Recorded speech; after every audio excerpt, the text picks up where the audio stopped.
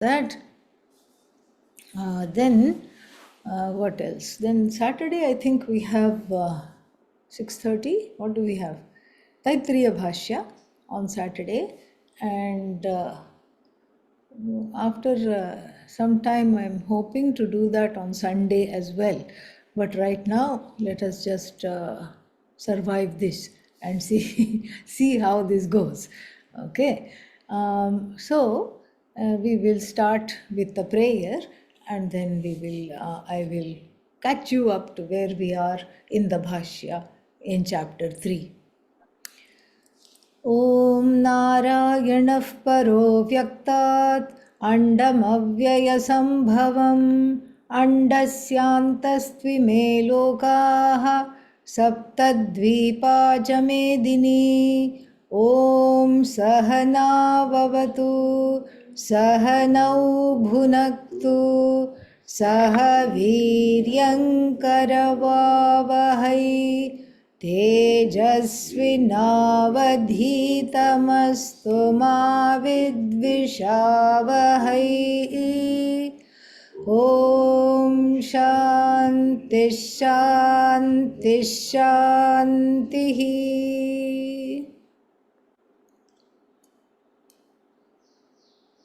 Chapter 3 opened with Arjuna's question. What was this question? I don't want to fight this war. And what did you say? You yourself said. And the teacher's words are selectively taken and then selectively given back to whom? The teacher. This is what one does. You only said. What did I say? Lord Krishna might ask. You said karma binds, knowledge frees. Yes, I said that. So, then why are you making me fight this war? What kind of a war? Ghora karmani. In this ghora karma, in this bloody war, full of bloodshed, pain, sorrow, killing of elders, killing of gurus, all these things. It's a messy war. Cousins and uncles and all these people. So many women will be widowed, the kingdom will be overrun. All these things. Why are you making me do this? What is wrong with you? You're as though contradicting yourself. That as though is important here. Because even though Arjuna is hurling back the words of the Guru to the Guru, there is still the presence of Shraddha there. Shraddha means what? Shraddha means giving the benefit of doubt to the teacher and knowing that there is something maybe I don't understand, maybe I have not heard properly, maybe I need to hear this again. This is what Shraddha is. Reverence for the teaching, for the teacher. Shastrasya Guruvakyasya Satya Buddhi Avadharana. Where does it say this? Viveka Chudamani says this. With reference to the Shastra, with reference to the Guru's words, Satya Buddhi. Satya Buddhi means this must be true. If I disagree with it, that means I am not understanding something, I need to look again. This is what is the Shastra Buddhi and Satya Buddhi with regard to the Shastra and the Guru. So there is one word he says, Tatkim jayasi chet karmanaste mata buddhir janardana tatkim karmani ghore mam ghore karmani tatkim niyojayasi. How have niyojayasi means you have set it up so that I have to fight these people. So then why? Karma binds, knowledge frees. So if somebody tells me that, what should I go for if I want moksha? What should I go for? Karma. No, I should go for knowledge. But here you are buddhim, what is that? Buddhim mohayasi iva. If he had said buddhim mohayasi me, my buddhi, you are messing with my buddhi. Mohayasi means you are deluding. You are causing my buddhi to be deluded. What a thing to say to the Guru who is who is the embodiment of that which enlightens. And you are telling the Guru what? You are deluding me. Not nice, correct? Guru can say, all right, this is the last class, then no more classes. Lord Krishna could have said that and said, okay, fight or don't fight, it doesn't matter, I'm out of here. But that one small word, Iva, saves Arjuna. This is how we learn from him. Iva means as though. There is an as though contradiction I don't understand. There is an as though some kind of a delusion in my buddhi that I don't understand. And so Lord Krishna has to therefore start the third chapter. Third chapter was not necessary. The whole vision and the way of life was given in the second chapter. Everybody could have gone home happily and done their done their sadhana, done their knowledge. There was no need for this. How did the need arise? The need arose because of Arjuna's delusion and the distaste to fight the war, and then hanging on to this whole idea of freedom and knowledge, which is true. Knowledge gives freedom, but for that knowledge, that there needs a lot of preparation, is something that escapes him. That way of life, if it is not there, then he would have been ready for the knowledge completely. But Lord Krishna does not think him to be ready for sannyasa. Why? He brings him back. He was ready to go. He says, I want to live a life of alms. He already told us that. Where? In the second chapter, he told us that. But he is dissuaded from that lifestyle, not because Lord Krishna thinks that, the sannyasi lifestyle not many people should take. Not like that. He is not ready. If he were ready, he was in Ajnatavasa for 1 year, he was in incognito stay for 1 year. Before that, he was in the forest for 12 years. If he wanted that lifestyle, he could have got it. He would have said, I'm not coming back.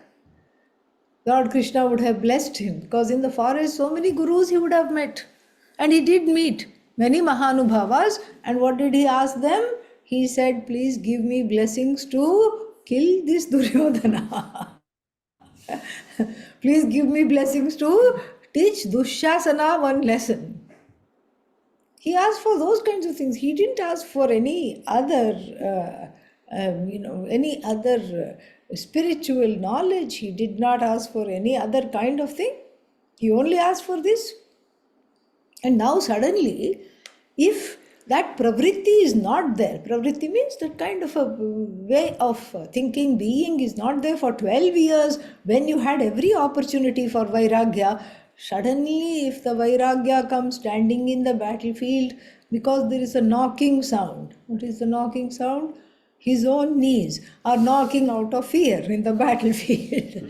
So it's not that vairagya has come knocking. His own knees are knocking in the battlefield. And so, as we have an expression, when the going gets tough, what happens? The tough get going. This is what happened.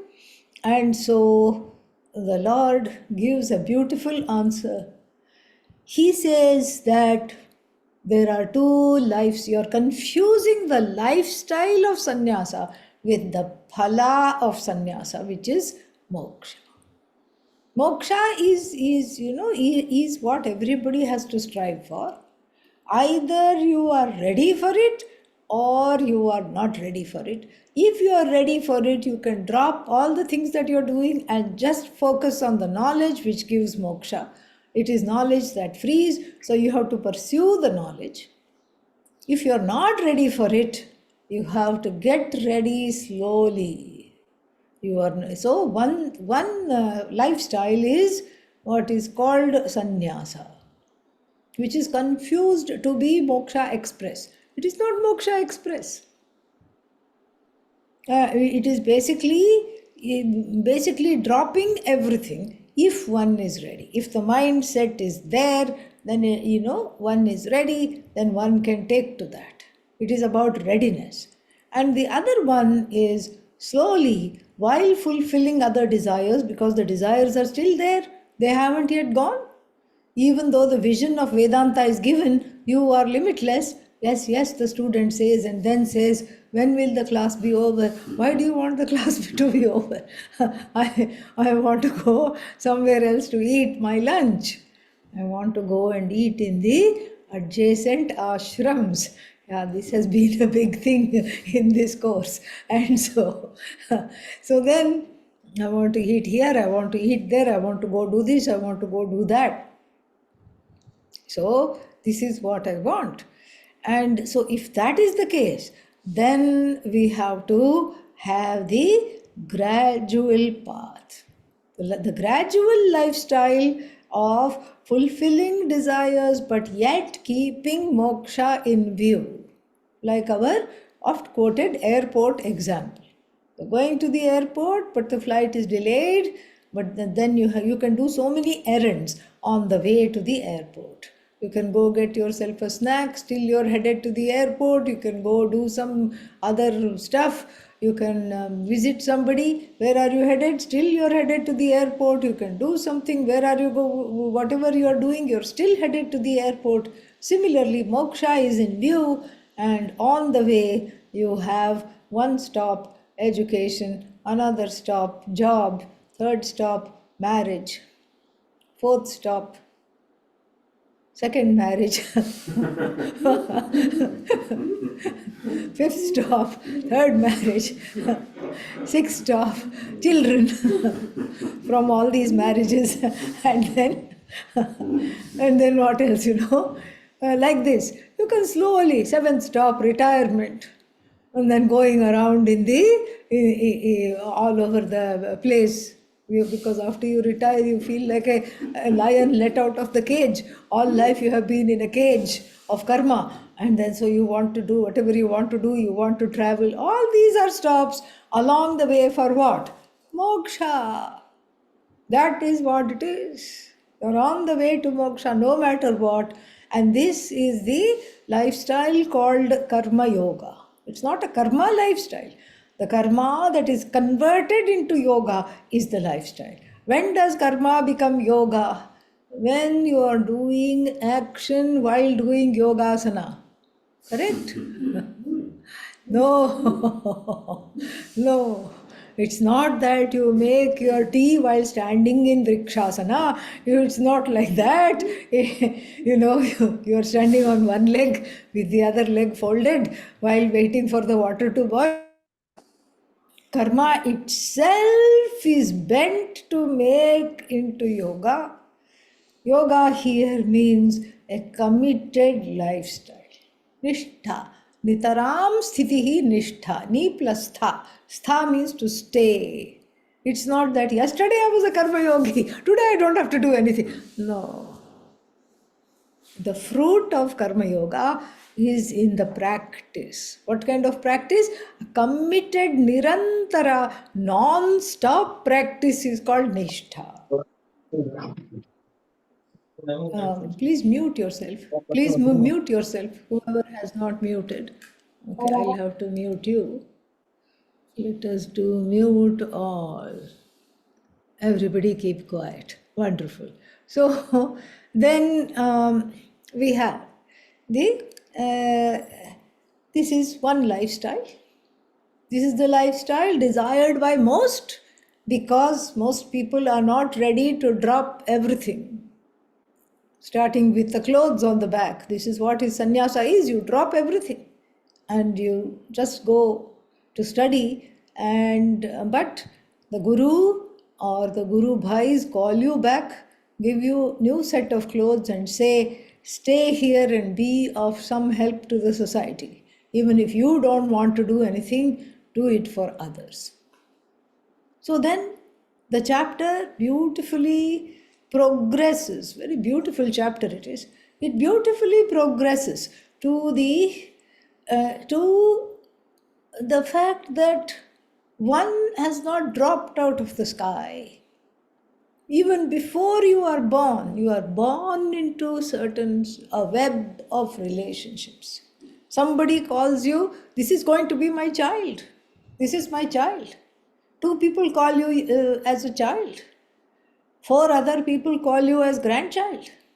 Somebody says, I'm going to have a baby brother or baby sister. The elder sibling says that. And somebody says, this is my niece, this is my nephew. Somebody says, this is my cousin. You are already born into a web of relationships. Even before you are physically born, you are born related. Not only that, you are part of a clan, you are part of a community, you are part of a principality, you are part of a state where you are born, you are part of a country, you are part of planet Earth. And like this, you are born related, you are born connected. This is something that Lord Krishna has to point out. You're not born in a vacuum, meaning you are not free to do as you like. That freedom is not there for anybody. Nobody is free to do as you like. And even though they say about the jnanis, ko vidhihi, ko nishedhaha, there are no injunctions for the jnani, no, prohibitions. Injunctions and nishedha prohibitions. Yeah, nishedha for the jnani. Even though one might say that, even though the Shruti says that, and it is true. But it all depends on the jnani's prarabdha. If the jnani's prarabdha is to stay, prarabdha means the karma which was already started before the knowledge came into being, in fact before birth, that karma continues as it were, as though. The jnani doesn't have prarabdha, but for the onlookers that is the explanation. So such a jnani will be engaged in action. You see, the more free one is, the busier one gets. It's like that. So this is how it is, because one is free enough to take on many things freely. And why does one take on many things freely? Simply because it is not burdensome. It's very relaxed and everything is getting done on its own. So one is not stressed at all. And so therefore, so what to talk of if you are not a jnani? You are born into a web of interconnected relationships. In fact, all of us are, interbeing. We are beings connected to one another. That is this kind of a sakshat, pratyaksha oneness that we sense even before we study Vedanta. There is a connectedness. Somebody said 6 degrees of separation. If you meet 6 people, the 6th person will somehow be known to you. Every 6th person is connected to you. And even if they are not known to you, they might end up being, doppelganger, a look-alike, possible. So like this, this web of interconnectedness is a beautiful and intricate dance of Ishvara. It is a law of karma. It is a law of Ishvara. It is an intricate and beautiful dance whose steps you have to learn. Oh, but I was born with 2 left feet. Doesn't matter. Whatever is left of those 2 left feet, you have to learn how to dance. No, but I'm stepping on the toes of other people. Stop. See why you are out of step? Why you are out of harmony? No, other people are stepping on me. Stop whining and move away.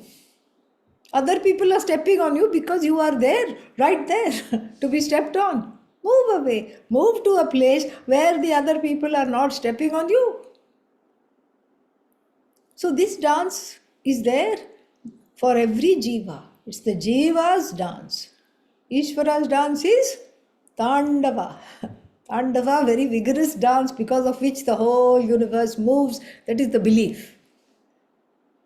And then if Ishvara's dance is Tandava, then the Jiva's dance should be Lasya, a dance of receptivity, a dance of going with the flow rather than sitting in the DJ's seat and saying, I will put my own music. I want my own music. This is very boring. I want to dance to heavy metal music. I want to do this, I want to do this. So the jiva has the responsibility to learn this dance. The jiva, when it is born, it does not come with an instruction booklet. Cha, cha, cha. 1, 2, 1, 2, 3, 1, 2, 1, 2, 3. No such thing. Instruction booklet nahi hai, not there. You have to learn. But how do I learn? Vriddha Vyavahara. Watch the elders in the room who are, sashaying very nicely from practice. They are, and what is that dance? It's the dance of dharma, it's the dance of karma, it's the dance of doing the right thing at the right time in the right place. Look at the role models, follow them. No, but I want my own steps. Why? That's when you end up stepping on people or getting stepped on because you're out of harmony. This is not your individual dance with a spotlight on you and you're not doing individual Bharatanatyam. What are you doing? It is more like Garbha, you go in a circle with sticks and all that. And if you're supposed to go clockwise and you go anti-clockwise, you will collide against all the other dancers. Like a domino effect, everybody will fall on the floor. So therefore, this dance is the dance of receptivity. This dance is the dance of going with the flow. What does that entail? In the beginning itself, Lord Krishna lists the ways in which this dance has to be performed. Step number 1, the dance of Karma Yoga includes the acknowledgement of what we just discussed, that one is born in a web of relationships. One is related not only to other human beings, but also to other jivas, birds, animals, cats, dogs, reptiles, even cockroaches. There is a connection. There is an interbeing of everything. And everything, when we see, there is a big difference between myself and other jivas. I am the only jiva as a human jiva who is not participating in the dance. Shame, shame. Really. This is a shameful thing. Donkey participates in the dance. It does whatever it has to do. And sometimes it feels like giving a good kick and it kicks you. That is also in order. If the donkey kicks, we don't say, bad donkey. We instead question the sanity of the person standing behind the donkey. Correct?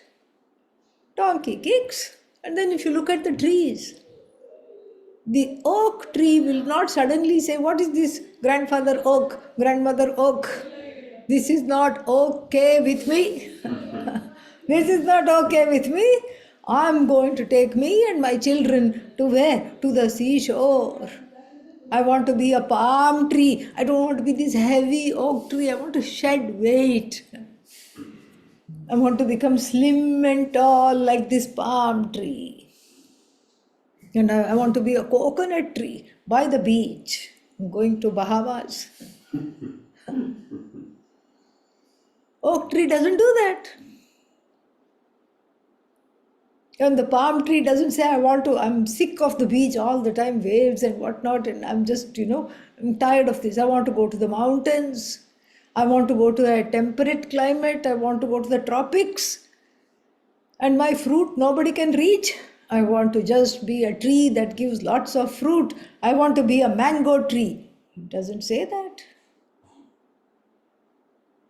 And the rivers also flow in a certain way. Suddenly the Ganga doesn't say, I'm going to reverse. I'm going to go back to become a glacier. No. It flows. It goes how it is supposed to go. Shame on us. We are the only jiva who question not once, not twice, at every single turn, rebel, protest, question, go against. This is our PhD. We have written a dissertation on not only how to do that, but how to guide other people also to rebel, protest, go against every single thing that is there. And so the rebellion is against whom? Ultimately, it is against oneself. The rebellion is against what is, and what is Ishvara. And if what is Ishvara, that Ishvara is ultimately revealed as who? You. So therefore, it's a self-sabotage. The whole life, if it is not led in a spirit of karma yoga, is self-sabotage. So step number 2 in the 3rd chapter, I'm just, because it's a long time since we have met, I'm just catching us up. Step number 2 is to see that the human jiva is the only jiva that flouts the laws of Bhagavan. People, get allergic. As soon as you say the word laws of Bhagavan, people get allergic. You feel like becoming lawless as soon as you say laws. And that's a great loss. Okay? So therefore, we have to see that these laws are not mandates of Bhagavan, but they are manifestation of Bhagavan. Number 3. Number 4, if it is manifestation of Bhagavan, one way that I who yearn for Bhagavan all the time, how to be close to Bhagavan is to be close to closely follow the laws. No, but I don't want to follow them. Let's have a frank, candid conversation here, okay? Do you have an option? Winter is coming. I don't like winter. I'm not going to accept that winter is coming. What will Bhagavan say? Okay. But then everything is chattering. Teeth are chattering, bones are chattering, everything is chattering. But I am in denial of the winter as long as the winter is there. Then I am in denial of the monsoon. Then I am in denial of the summer. Then it goes on and on like this. When I am in denial of what is, then I am the one who is sad, I am the one who is angry, I am the one who is unfulfilled. For understanding that I am absolutely free, moksha, I am moksha swarupa, I have to begin by understanding that I am relatively free. And this relative freedom is gained when I stop having a beef with each and everything in the life. When I stop protesting, questioning, fighting against each and everything. Why? What a waste of time. So many other things to do. You can write a poem instead. You can make a painting. You can make a rangoli. You can do other creative things. So many things you can do. You can go and have a nice time. You can discuss some wonderful things in a group. Gita home study, so many things you can do. But instead, if all the energy is spent in tearing out the hair in clumps because one is frustrated at the way things are, then this is a rank form of self-sabotage. And if one cannot be relatively cheerful in life, then to be absolutely cheerful is an impossibility. Karma Yoga teaches us how to be relatively cheerful. Next point, I forgot which it is, 5 or 4 or something. 5? Yeah. Point number 5. To see that this Karma Yoga is a gift from Bhagavan herself, himself. 10th verse in the 3rd chapter is going to say that, has said that. Sahayagnyaf praja srishtva purovachaf prajapatihi anena prasavishyadvam eshavo tu ishtakamadhuk. I have given you this Veda. Veda includes Vedanta. Said the Ishvara. After creating the human beings, along with the instruction booklet which you said you didn't have. See, the instruction booklet is there. The first portion of the Veda tells you what to do, why to do, and how to dance in harmony. The first portion of the Veda is intricate steps. Cha cha cha, 1 2 3, 1 2 3. How to do this? Group dance, how to accomplish this dance is already given. Instruction booklet is given. Prasavishyadhvam means this is how you grow. This is how you nurture yourself. This is how, in spite of all your desires not ever being fulfilled, you remain happy.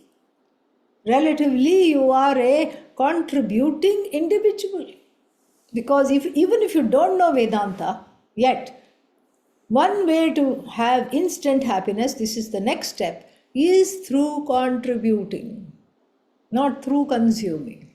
Consuming makes you unhappy. Contributing makes you happy.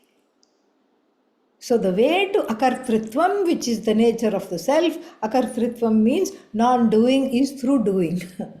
Ironically speaking, because Vedanta is full of paradoxes, is through doing properly, in a proper spirit.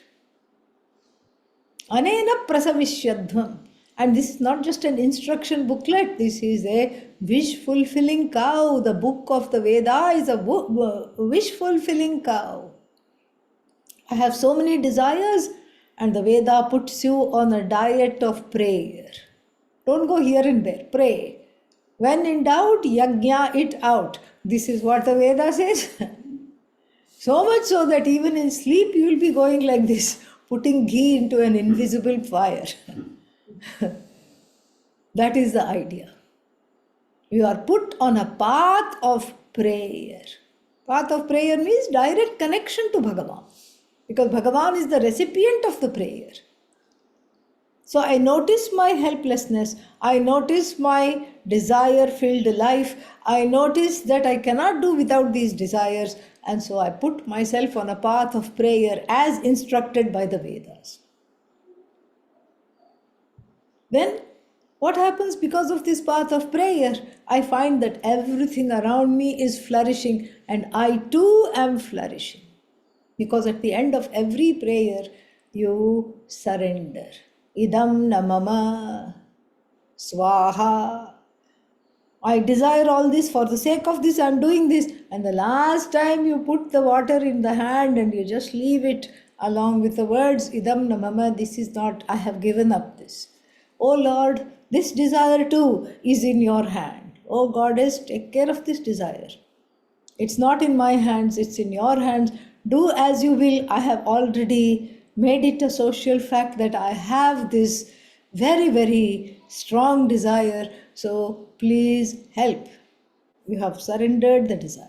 Once it's surrendered and once it's acted upon, and a desire that is not acted upon is a cause for frustration. When the desire is acted upon, it does not, you feel like I have done something about it. So you pray, you give it up, and then what happens? You are free. You're free to just, there is a kind of an eclipse that lifts from the head. The heart is free, the head is free to enjoy what is, and what is Ishvara. More about this dance in the next step, maybe step number 7. Lord Krishna in this chapter says, Devan bhavayatanena te devaha bhavayantu vaha parasparam bhavayantaha shreyah param avapsyatha. So if my redemption, relatively speaking, is through contribution, not through consumption, I grow into being a contributor. How do I contribute? Look around, there are so many things to do. Don't wait to be asked. Some people, there are many kinds of people in the world. The mandas means extremely dull. The mandas, even after asking, they will not do. Okay, they will find somebody else to do it, or they will just say, I don't feel like doing, and go away. And the madhyamas means the middle ones. What will they do? They will wait to be told, and after they are told, maybe they will do it. Uttamas, whereas the students of Vedanta who are of a more developed caliber with adhikaritvam, with preparedness, do even before they are asked. This, if you look around, there are many things to do. It's not just service to the Gurukula and the teacher, it's just the whole idea of service has to replace the victimization that one feels that I haven't been given my due. Very interesting. The uh, the uh, the teaching, the Bhagavad Gita in chapter 3 takes you from being a permanent bhokta. I am not getting my due, a victim bhokta. Like I don't have this, or I keep on wanting to have this, or I'm happy with what I have and I don't care about you. No. From bhokta you become karta, an enlightened karta. So bhokta means you are at the mercy of everybody who has to give you something in order to make you happy.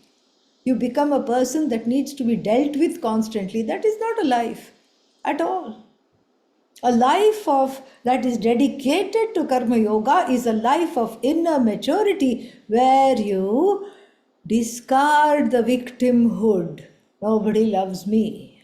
Tell yourself, so what? Yeah. So what? Stop this whining. You know, in America, if you go to any office, they will have the word whining in a circle. Okay, one circle will be there. They will put whining and they will put a cross on it. No whining. You go to any office, they say, please look there. Don't complain. This should be the mantra for life. Stop whining. No, but my life is terrible and I don't have this, I don't have that. This is a sad way to live. Look around. Everybody is dancing. You find your own step. You find your own step that is not out of harmony with everything else. There is room for improvisation. There is room for your own creative little thing. But until that comes, you have to learn to go with the flow. Go with the flow, and then you immediately become cheerful when you go from being a querulous whiner to a contributor.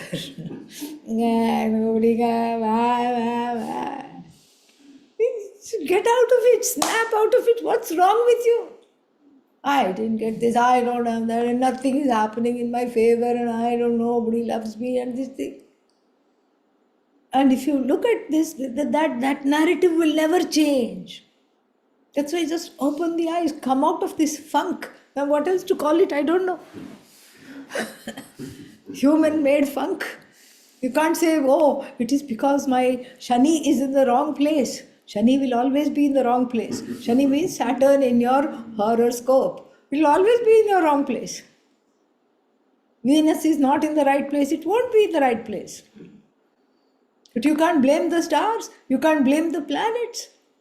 Why not? Because you have free will. You have free will. And if I have free will, it is incumbent upon me to see what is wrong here and to be in step with everything. So, then I see that things need to be done. And here, from verses 10 to 17, there's a beautiful exposition of cosmic ecology. Lovely exposition of cosmic ecology. I'm born related. The air I breathe is what is that? That is Bhagavan, Vayu. And that Vayu enters me, what does it become? Prana, my prana. And if I keep doing things to pollute the air, who is it affecting? It's not affecting the neighbor. Air is all pervasive, it is affecting me. Same thing with the water.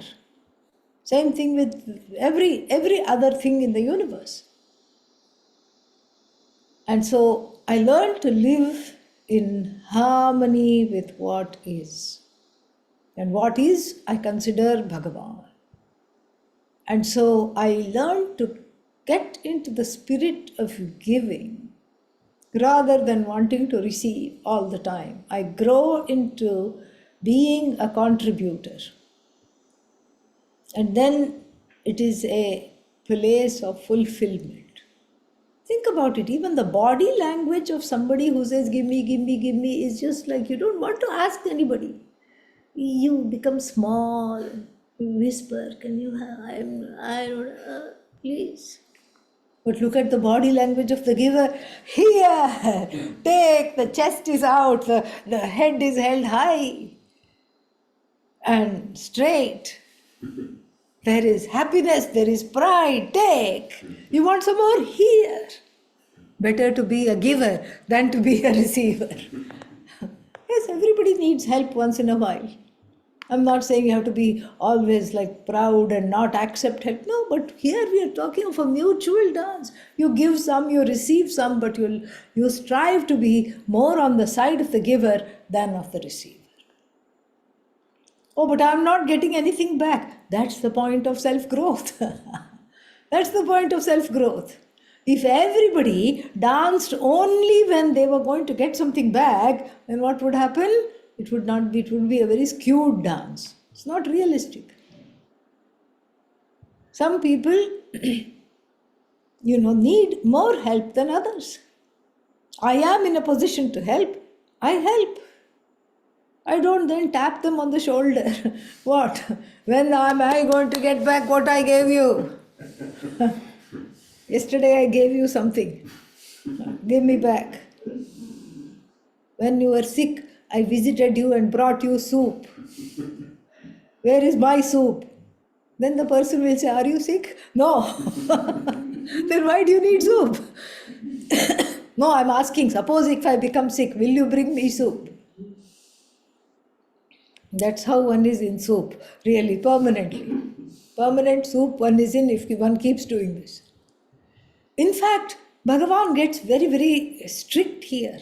Verses 10 to 16, 10 to 17, Bhagavan gets very strict.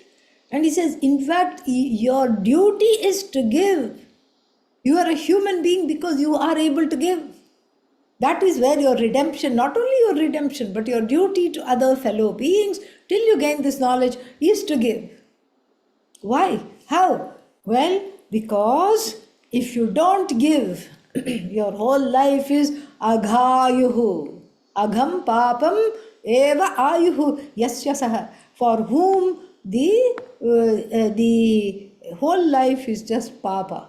The one who is papa incarnate, who is an embodiment of papa, if you don't give. Indriya Ramaha, the one who is just, whose life is spent in the frivolity of sense pursuing ephemeral sensory objects, sensory pleasures.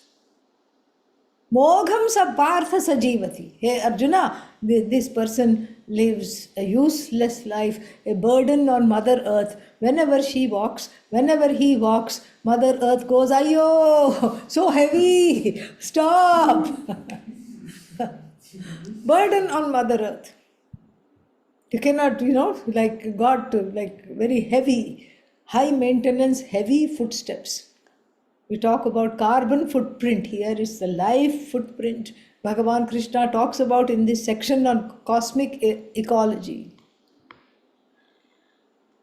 And then even cooking, even the food should be, there is a Shastra. In the Shastra it says the food, if you have 2 people in the family, there should always be 1 more extra. We are not saying waste so much food and make 10 more people. 1 more people, 1 person's food should always be there. Ye pachanti atma karanat. The people who only cook for themselves, useless fellows. Useless fellows, a blot on Mother Earth. Why were they born? Nobody knows. Lord Krishna says. Why are they alive? What is the use? So this spirit of giving is done not because I'm doing a favor to somebody by my seva, but because I am wanting to grow out of the spirit of whining. Because I want to, if you want to stop complaining, start giving. Really, test it out. Next week we will see if it has worked. If you spend time giving, in the spirit of Karma Yoga, all the complaints magically go away. Really, it's amazing. You have to come out of that. Literally come out of this. So, the spirit of giving to cultivate. Why? For my own inner growth. And what is this inner growth? The inner growth is the management of ragadveshas. This is the next point. Point 8 or whatever it is. This is the next point. Inner growth, emotional maturity means I don't let the ragadveshas drive me crazy. I take back the wheel from from them, put them in the back seat, gagged and bound, hopefully. Throw them in the back seat. The strong preferences and prejudices which run my life, I throw them in the back seat. Put a little putty on their mouth. What is putty? Tape. Yeah. Tie them up, put them in the back seat. I am driving. Meaning what? When I want to fulfill a desire, I should be the master of my desires. I should fulfill them. They should be sitting in the driver's seat and driving me crazy. This is very important. So, the spirit of giving helps with this transition. What is the transition? Ragadveshas manage me up till now, and now I manage the ragadveshas. That transition is helped only through giving and being sensitive to things, situation, people around me, and striving to lead a life of least disturbance. We cultivate patience. We cultivate non-disturbance. Non-disturbance means you just, you don't, kaya, vacha, manasa. Kaya through my body. Body means what? You're standing right there. Where? Where all the people are moving and you're in the place. Here we have sadhu bhandara. And there are certain rules. If you're not serving, you have no business standing there. And you stand there with your chappals on where people are eating. I'm not doing anything, I'm not saying anything, I'm just minding my own business and standing and taking photos. It is disturbing others. And you move away, that is physical body disturbance.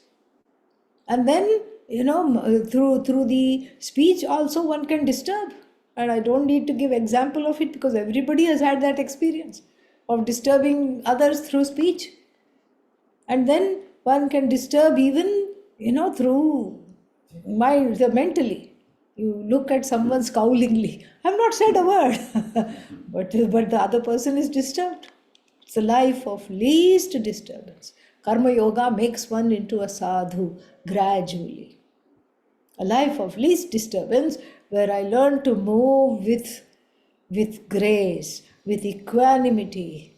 And I do this for my own sake, for my own growth. And so this is the kind of life one is said with Ishvara Arpada Buddhi. If you don't bring in Ishvara and you're just saying, I'm going to be a dharmic person and do what is needing to be done, it doesn't work. Because why? Dharma is Ishvara. This Ishvara is acknowledged and brought in as the proxy actor. First I jump out of this whiner, I stop whining. And then I get into the place of the actor. The place of the actor is fraught with pain and sorrow because I have not cut the cords of karma and karma phala. I have karma phala sakti. Asakti means a lot of attachment to the fruits of action. So I don't do karma as usual. I bring in Ishvara and say, I drag in Ishvara as a proxy actor and say, you are the karta, I am not the karta. I am doing this in your name. Make me your instrument. This is said in the Bible also. So make me your instrument. I'm just going to do. You be the doer. I'm just going to be an excuse of an actor.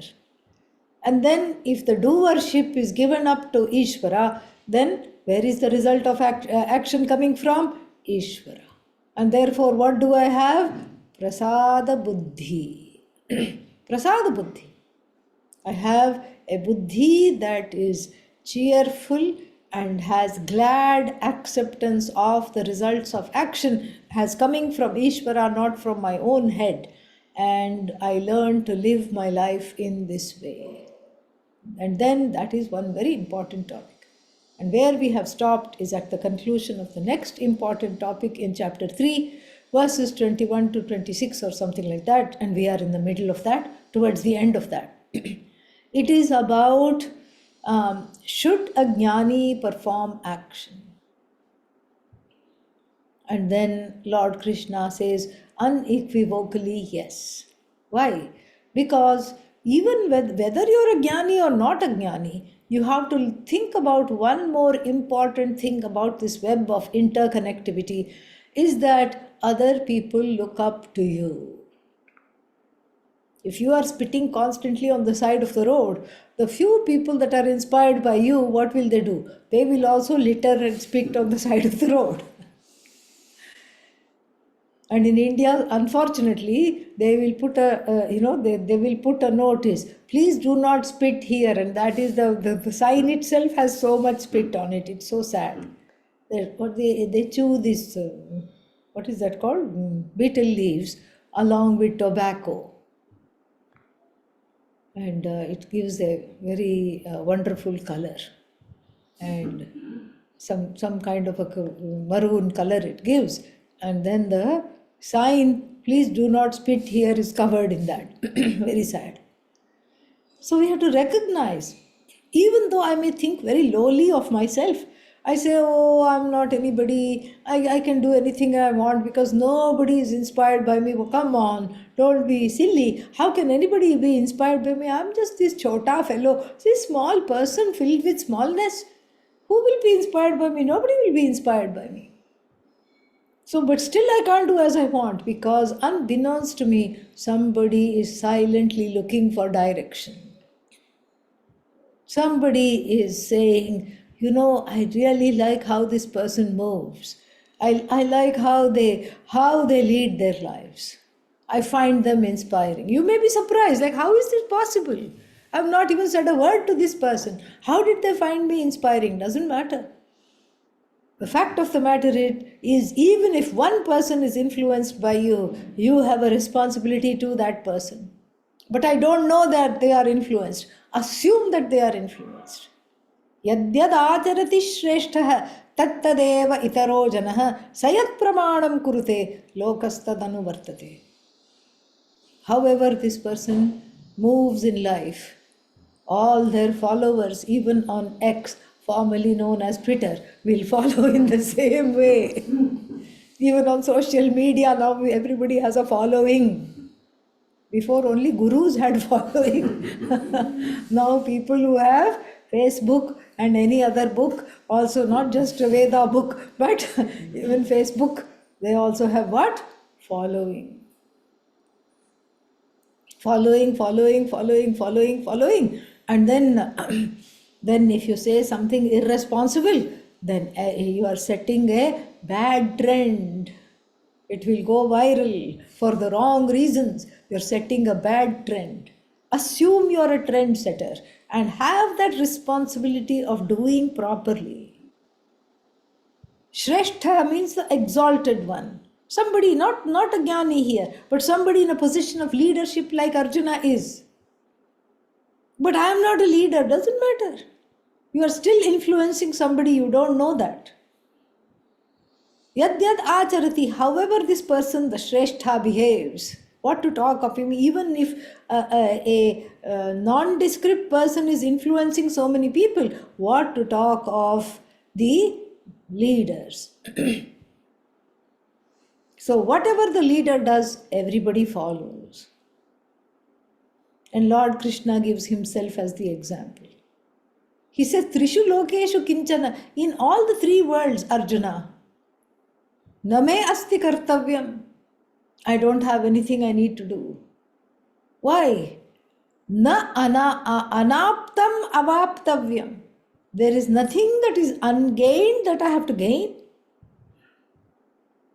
And then there is nothing that I have already gained that I have to get rid of. These are the two reasons why people do. But look at me. Do you see me napping?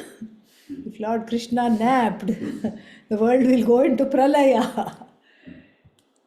No, I'm busy all the time. I'm doing. Look at me. Varte eva karmani. I'm still doing, I'm still busy in the world doing things. Why? Why are you doing this? Because if I did not do this, mama vartma anuvartante, they will all follow my path. They will say Bhagavan himself is sitting and yawning and playing cards or whatever, and I can also therefore be full of tamas and fully be lazy. Bhagavan is not being lazy. But if I am lazy, then what will happen? I will never get moksha. The human being's life is designed for moksha. So I have to realize that potential that I have for moksha and prepare myself for moksha. And that preparation, ironically, for non-doership is coming through enlightened doership. This is what it is. And so, Utsideyuhu ime lokaha kuryat karma na chedaham sankarasya kartasyam upahanyam imaf prajaha. I will destroy my own people. I will destroy these jivas who are reflections of me, who are ultimately that same consciousness, that same Satchidananda in different bodies and different upadhis. I will destroy all of them. Destroy them means what? Nashyayuhu, upahanyuhu. Means I will destroy means destroy their chance of purushartha nishchaya. Destroy their chance of longing for moksha and becoming mokshabhimukha, becoming geared towards moksha. I will destroy their chance. And I will be known sankarasya karta. I will make them confused. Because they are neither here nor there. They are not fully ready for Atmajnanam directly at the cost of leaving all other roles. And then I tell them, don't perform the roles. Where will they be? Neither here nor there. Like the dog of the washer person. Dhobi is the washer person. The washer couple, washerman and washerwoman, they have a dog. And it's one hell of a confused dog. Because the washer people work very hard. So the washer couple goes to the ghat. First they go to the ghat, to the Ganga, to wash everybody's clothes. Then they dry it there, and they dry it some on the rock, some on the line, and then they wait till everything dries, then they fold everything up and they deliver it to various people. By the time they go home, it is ever so late. And the dog thinks, oh, this is home, and starts growling. And the other alpha dogs say, you don't belong here, you're hardly here. Oh, this is not my place. No, not your place. Stop, shut up. We are the alpha dogs here. Then the dog says, I've been practicing growling and barking for so long, I can't even bark in my own home. This is not your home, shut up. Then the next morning at the ghat, the dog practices gargling sounds and starts to growl and says, I am the thing here, don't go, don't come here, this is my territory. The ghat is full of dogs. Ghat means the river bank. He's full of the river bank dogs who say, you don't belong here. That's what one will end up being. You will not neither be here nor be there. And therefore, even if you are enlightened Arjuna, even if you are an Atmajnani, you must fight this war.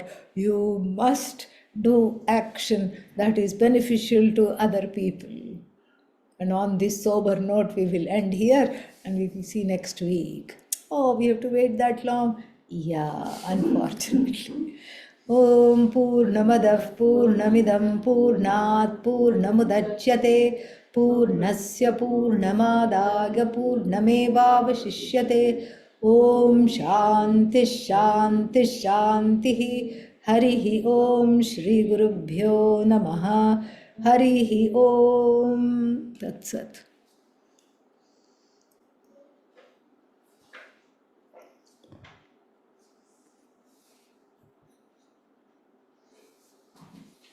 Namaskar to all. Thank you. Om, Om, Om. Namaskar, Swamiji. Namaskar, Swamini ji. Namaskar, Namaskar. Hari Om, Hari Om.